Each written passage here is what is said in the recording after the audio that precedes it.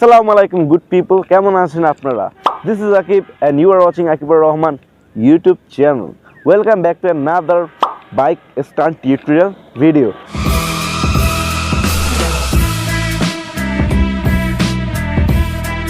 তো আজকে আমি আপনাদের কি শেখাতে চলে এসেছি? আজকে আমি আপনাদের শেখাতে চলে এসেছি লেগ ড্র্যাগ হুইলি, মিন্স কিভাবে সামনের চাকা জাগিয়ে হুইলি করতে হয়, মিন্স সামনের চাকা জাগিয়ে বাইক চালাতে হয়। তো এই জিনিসটা দেখতে যতটাই সুন্দর তার থেকেও বেশি কঠিন, কারণ এই জিনিসটা শিখতে আমার অনেক দিন সময় লেগে গিয়েছে। তো ভিডিওটা ভালো করে মন দিয়ে দেখবেন এবং টিউটোরিয়ালটা ভালো করে বুঝবেন, তাহলেই আপনি আমার থেকে অনেক তাড়াতাড়ি হুইলটা শিখতে পারবেন। তো বেশি কথা না বলে আমরা চলে যাই বাইকের কাছে। তো make your stunt bike ready. Wheelie করতে হলে আপনার বাইকে কী কী দরকার? অবশ্যই আপনার বাইকের ক্লাচ প্লেট এবং ক্লাচটা খুবই স্মুথ হইতে হবে। যদি আপনার ক্লাচ প্লেটটি খাওয়া হয়, আপনার বাইকে হুইলি উঠবে না ভাইয়া। তো অনেক হলো মজা। তো আপনার পিছনে একটা হুইলি বার থাকতে হবে for your safety and your bike safety. This is my wheelie bar. তো এই জিনিসটার মাধ্যমে কী হবে, আপনি যদি উল্টিয়ে পড়ে যান তাহলে এই জিনিসটা আপনাকে এবং আপনার শরীরের উপরে বাইকটা পড়ে যেতে এবং আপনার বাইকটাকে সেফ করবে। শুধুই কি বাইক আর জাস্ট নিয়মগুলো জানলে হবে? সেফটির কথা খেয়াল রাখতে হবে না? আপনার সব রকমের হুইলিতে সেফটি গার্ড পড়তে হবে, কারণ হুইলি সব থেকে রিস্কি স্টান্ট। হ্যাঁ, কারণ একটা 150 কেজি 140 কেজির বাইক যখন আপনি সামনের চাকা জাগিয়ে চালাবেন, তখন ওই জিনিসটা যদি আপনার গায়ের উপরে পড়ে বা কোনো অ্যাক্সিডেন্ট হয়, আপনি তো বাইক। তো আপনি নি গার্ড পরবেন, কেনি গার্ড পরবেন, আর অবশ্যই একটা সার্টিফাইড হেলমেট পরবেন। তো গ্লোভস পরে রেডি হয়ে যাবে। Like we've come to the end of the road.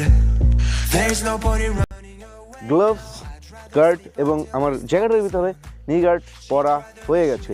এখন শুধু হেলমেট পরে নামলেই হবে। তো এখন আসে আপনাদের সবথেকে বড় সিক্রেটে। হুইলিতে কিন্তু শুধু পিক আপ, ক্লাচ, শরীরের ওয়েটই শুধু সিক্রেট না, সব থেকে বড় সিক্রেট হচ্ছে এর ব্রেকিং। পিছনে ব্রেক হুইলির সব থেকে বড় কাজ দেয়। হ্যাঁ, আপনার বাইকে ইঞ্জিনে পাওয়ার থাক বা না থাক, আপনার পিছনে ব্রেকের পাওয়ার অবশ্যই থাকতে হবে হুইলিতে। কারণ আপনারা দেখবেন যে আমরা যখন সামনের চাকা জাগিয়ে চালাই, তখন কিন্তু আমরা পিছনের দিকে পড়ে যাই না। কারণ কি, যখন আমাদের বাইকটা হাইটটা উঠে ঠিক তখন আমরা পিছনে ব্রেকটা চাপ দিই, তাহলে কি হয়, বাইকটা স্লো হয়ে সামনের দিকে যায়। ঠিক তখনই আমরা থ্রোটেল দিই, তখন যখন আবার আমাদের হাইট ওঠে তখন আবার ব্রেক করি।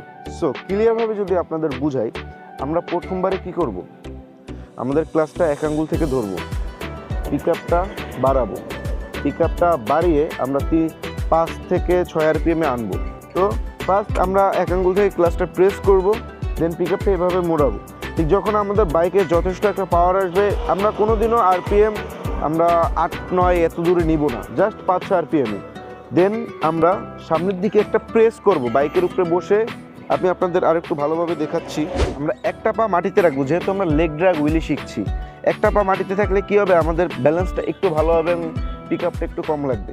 পিছনের চাকার হাওয়া সবসময় 15 থেকে 20-তে রাখবেন, তার কারণে আপনাদের হুইলিটা স্পিড বাড়বে না, বাইকটা স্লো থাকবে। এই জিনিসটা কিন্তু খুবই ইম্পর্টেন্ট একটা জিনিস। আমরা জাস্ট এরকম সামনের দিকে একটা প্রেশার দিব। সামনের দিকে একটা প্রেশার দিলে কি হবে, আমাদের বাইকের সাসপেনশনটা ডাববে, সামনে একটা ফোর্স ক্রিয়েট হবে। ঠিক সেই অবস্থাতে আমাদের পায়ের ব্রেকটি আমরা ফুল চেপে রাখবো, আমরা ক্লাচটাও ছাড়বো, পিক আপটাও দিব এবং পায়ের ব্রেকটাও একই সাথে ছাড়বো। আপনারা সবসময় সিটের একদম পিছনের দিকটায় বসবেন।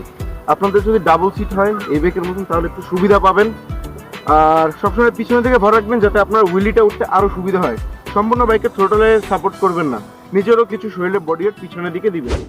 দেন আমাদের বাইকটা হাইটে চলে যাবে। আমাদের বাইকটা যখন হাইটে চলে যাবে, তখন আমরা ব্রেকটা আবার হালকা ট্যাপ করব, হালকা, বেশিও না। যদি আমরা একদম বেশি ট্যাপ করি তাহলে আমরা সামনের দিকে পড়ে যাব। তো ঠিক হালকা ট্যাপ করে আমরা আবার পিক আপ দেবো, তাহলে কী হবে, বাইকটা আবার উপরের দিকে চলে যাবে। তখন আবার একটু ব্রেক, আবার একটু পিক আপ, আবার একটু ব্রেক, আবার একটু পিক আপ। এইভাবেই আমরা ব্রেক ও পিক আপের কম্বিনেশন করে বাইকটিকে সুন্দরভাবে সামনে নিয়ে যেতে পারবো। তো এই জিনিসটা কিন্তু একদিনে কখনোই শেখা সম্ভব না। আর শরীরের ভিতরে রাগ শক্তি এসে এগুলান ট্রাই করার কোনো প্রয়োজন নেই। এগুলান বাচ্চাদের জন্য না, আর এগুলান আপনি নিজের ইচ্ছা মতন করলেও হবে না। অবশ্যই শার্ট, গ্লোভস, নি গার্ড, হেলমেট পরে এগুলান ট্রাই করবেন। আর হ্যাঁ, হুইলি একদিনে কখনোই শেখা যায় না, বারবার প্র্যাকটিস করবেন, আস্তে আস্তে প্র্যাকটিস করবেন, আর সবসময় হুইলি ট্রাই করবেন লো আরপিএমে, স্লো স্পিডে। এই জিনিসটা সবাই ভুলে যাবেন। আমিও প্রথমে প্রচুর হাই আরপিএমে ইচ্ছা মতন মানে ইজিবিজি একটা অবস্থা ছিল, তো এই জিনিসটা ট্রাই করা যাবে না। তো এইভাবেই আমরা হুইলিটা শিখতে পারবো, আর একটু হুইলির মজাটা আমরা নিয়ে আসি, চলো।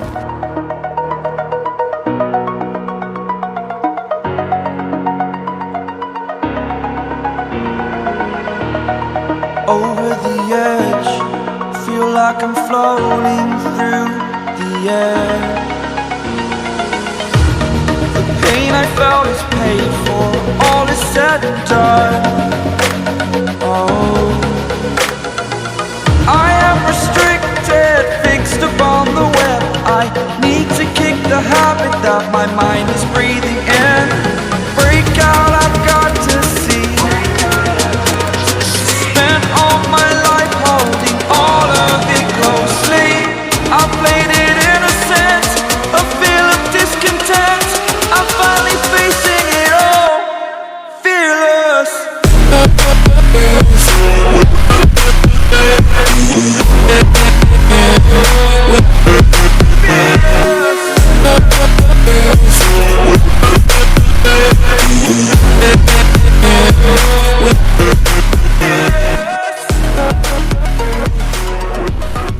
ভিডিওটি যদি আপনাদের কাছে একটু ভালো লেগে থাকে এবং কার্যকারী হয়ে থাকে, তাহলে অবশ্যই ভিডিওতে লাইক করবেন, চ্যানেলটি সাবস্ক্রাইব করবেন এবং বেল আইকনে প্রেস করবেন, যাতে আমার প্রত্যেকটি স্টান্ট টিউটোরিয়াল এবং ট্যুরিং ব্লগগুলো আপনাদের সামনে চলে আসে। And thanks for watching.